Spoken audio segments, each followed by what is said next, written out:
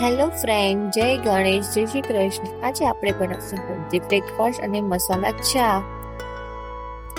પહેલા તો આપણે ગેસ ચાલુ કરશું અને એક પેન લેશું. પેનમાં આપણે 1 કપ જેટલો રવો ઉમેરશું. રવો મેં ઝીણો લીધેલો છે.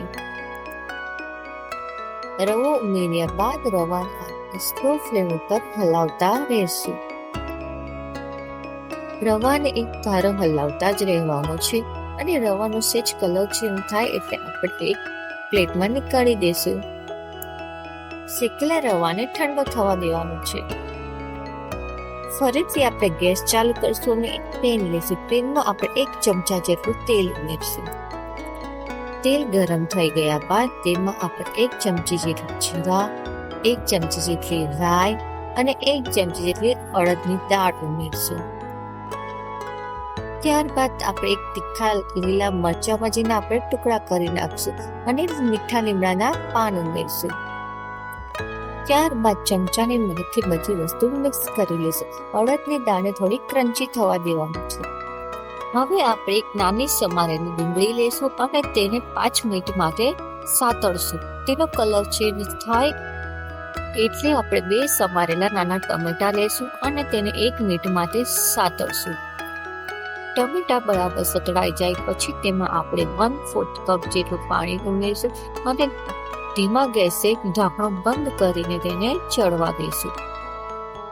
5 મિનિટ પછી આપણે ઢાંકણું ખોલશું અને ટમેટાને મિક્સ કરીશું. મિક્સ કર્યા બાદ તેને આ રીતે મેશ કરી લઈશું.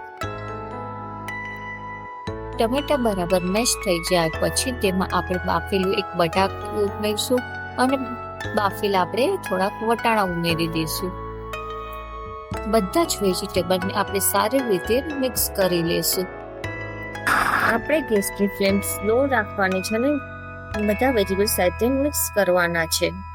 હવે આપણે 1 ચમચી જેટલી આદુ મરચાંની પેસ્ટ ઉમેરશું. સ્વાદ અનુસાર મીઠું ઉમેરશું અને બધી જ વસ્તુને સારી રીતે આપણે મિક્સ કરી લઈશું.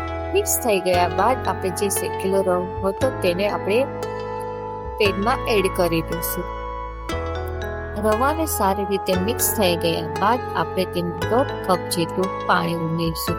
પાણી ઉમેર્યા બાદ તેને પણ સારી રીતે આપણે મિક્સ કરી લઈશું જેથી તેમાં ગાંઠા ના પડી જાય અને 5 થી 7 મિનિટ માટે ઢાંકણું ઢાંકીને તેને ચડવા દઈશું. આપણે 5 મિનિટ પછી ઢાંકણું ખોલશું અને ઉપમાને સારી રીતે મિક્સ કરી લઈશું. તેના ઉપર આપણે 1 ચમચી જેટલું ઘી નાખશું જેનો સ્વાદ ખૂબ જ સરસ આવે છે. ઘી નાખ્યા બાદ તેમાં આપણે સમારેલી કોથમીર પણ એડ કરશું અને સારી રીતે મિક્સ કરીશું. આપણો હેલ્ધી નાસ્તો તૈયાર.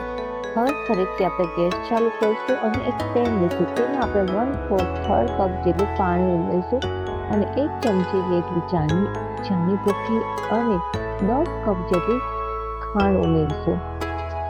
હવે આપણે ચામાં નાખવાના મસાલા પીસી લઈશું જેમાં આપણે ફુદીનો, લવિંગ, એલચી, મરી અને તજ અને આદુનો 1 ટુકડો લીધેલો છે. આપણે બરાબર પીસી લઈશું. ચા ખાંડનું પાણી બરાબર ઉકળી જાય પછી તેમાં 1 કપ જેટલું આપણે દૂધ ઉમેરી દઈશું અને ચાને બરાબર ઉકાળવા દઈશું. ચાનો એક ઉફાણો આવી જાય એટલે આપણે જે પીસેલા મસાલા છે તે ઉમેરો કરી દઈશું અને મિક્સ કરી લઈશું. આપણી ચા બની ગઈ છે. જો તમને આ રેસીપી પસંદ આવી હોય તો તમે લાઈક, શેર અને સબસ્ક્રાઇબ કરજો. Thank you.